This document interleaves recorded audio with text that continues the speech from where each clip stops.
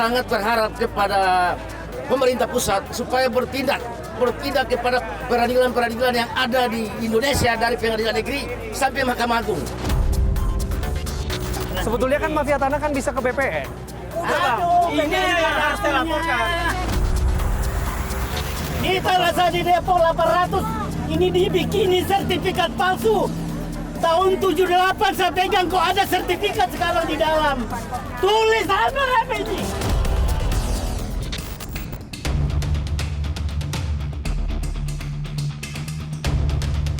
Nah, ini ada ibu yang sudah dari dalam ya, Bu ya? Udah.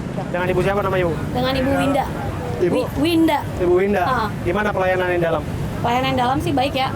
Mendengarkan apa masalah kita, terus mereka mencatat dengan baik, terus kita dikasih nomor lapor, resi nomor lapor, terus diinformasikan 14 hari kerja prosesnya. Nanti akan ada follow up. Kalau belum ada kabar, kita bisa follow up lewat email, nomor WhatsApp, dan atau datang ke sini.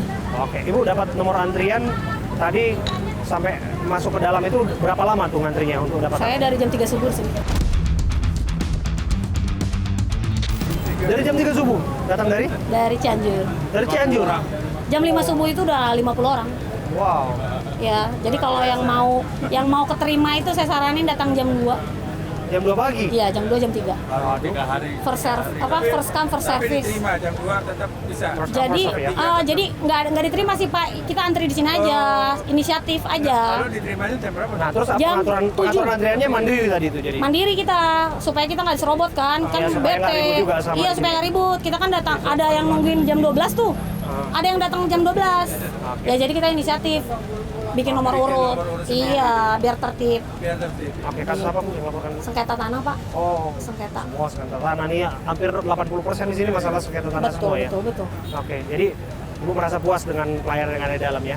Puas lah, lebih didengarkan daripada tempat-tempat yang udah saya datangin. Oke, akan follow up-nya dijanjikan seperti apa? Follow up-nya itu katanya tunggu arahan dari Wapres. Ini akan dikemanain. Kasus ini tuh mau diarahin kemana gitu. Dan pasti akan, kan saya bilang tolong kalau bisa sih jangan diarahin dan habis itu dilepas karena percuma. Karena saya semua jalur kan udah saya tempuh, LP Polda, LP Mabes itu udah saya tempuh semua. Jadi saya minta didampingin. Dan mereka bilang didampingin sampai selesai. Sesulit itu? Sesulit itu. Saya udah LP di Mabes, LP di Polda, sesulit itu. Karena lawan saya perusahaan. Malah saya dilaporkan balik. Gitu. Susah cari keadilan. Mudah-mudahan lewat Wapres Pak Gibran ada rezeki, keadilan bisa ditegakin. Itu aja sih. Bu, haus akan keadilan itu? Oh iya Pak, iya. Saya capek Pak, dari Maret 2023 saya udah LP di Polda, di Tapin, di Kalsel. Kebetulan tanah sengketa saya di Kalimantan Selatan. Polres Tapin, semua berpihak sama perusahaan Pak. Semua berpihak sama yang mapan. Padahal semua bukti saya punya. Saya punya semua bukti, tapi saya di SP2-litkan sepihak di Polda Metro Jaya. Tanpa pemberitahuan apa-apa. Saya dihentikan kasusnya.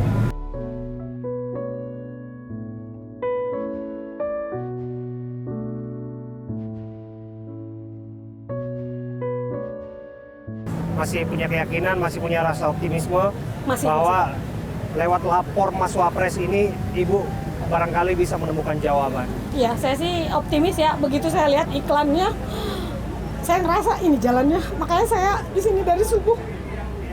Saya lihat, kemarin saya udah kesini, habis kuota, sama kayak bapak-bapak ini, habis kuota. Jadi saya niat jam 3 udah di sini, saya nggak mau habis kuota lagi. Gitu. Ya karena inilah harapan satu-satunya. Karena Polda udah saya tempuh, Polres saya tempuh, Mabes saya tempuh. Sulit Pak. Gitu. Winda, sekali lagi semoga apa yang berproses di sini, semoga akan menemukan jawaban bagi Bu Winda juga. Amin. Dan tentu ini bukan hanya dilaporkan, tapi kita tunggu pengawalan terhadap kasus ini. Supaya kemudian bukan hanya Ibu nih, Iya, tanah semua ini Bu. banyak. Nih, Ibu datang dari Cianjur ya Bu Iya, ya, Cianjur. masalah di Kalsel, ada tadi yang di Jakarta, ada yang di Tangerang, ada yang di mana-mana tempat Bu. Tapi semoga yang terbaik lah. Amin. Amin. Makasih ya. Makasih Bu- banyak Pak. Bu Winda ya. Iya, Makasih. sama-sama. Ya.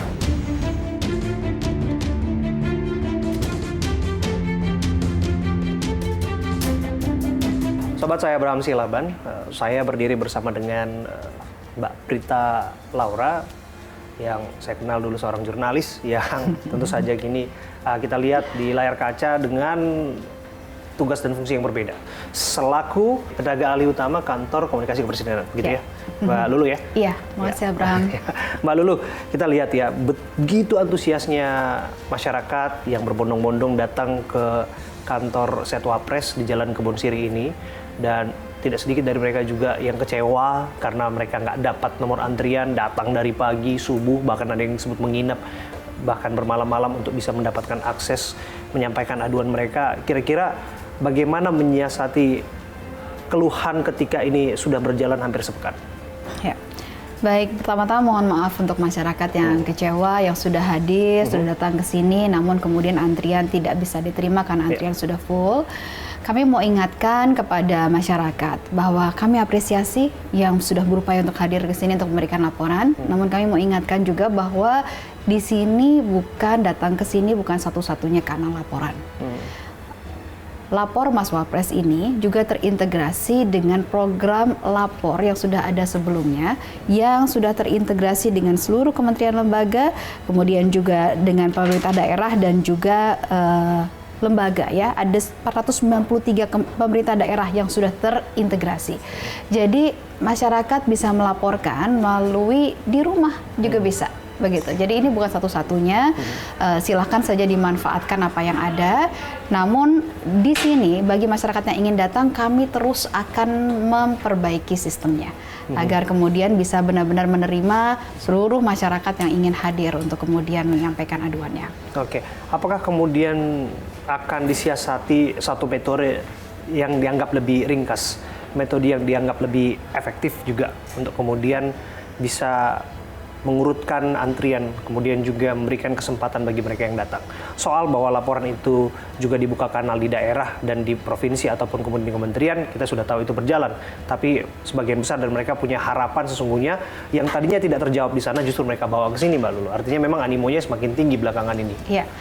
Kami melihat animo yang luar biasa ini dan segala upaya perbaikan untuk memaksimalkan mereka yang hadir bisa diterima aduannya terus kita lakukan. Kita terus berproses ini untuk memberikan layanan yang terbaik. Oke. Akan seperti apa ini nanti Mbak Lulu? Karena kan mereka sesungguhnya butuh jawaban yang praktis, solusi yang kemudian efektif, cepat untuk menemukan penyelesaian dari persoalan yang mereka sampaikan di sini.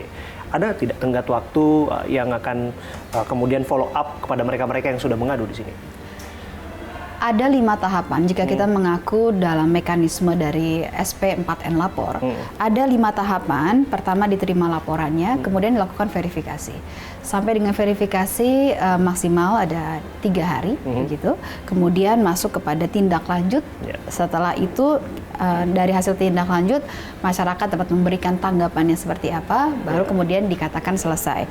Jika melihat dari proses laporan yang sudah berjalan melalui kanal lapor.go.id atau SP4N lapor itu dari periode 1 Januari 2024 sampai dengan sekarang yang masuk ke dalam kearsipan itu 88.247 laporan dan sudah selesai sebanyak 87.113 laporan.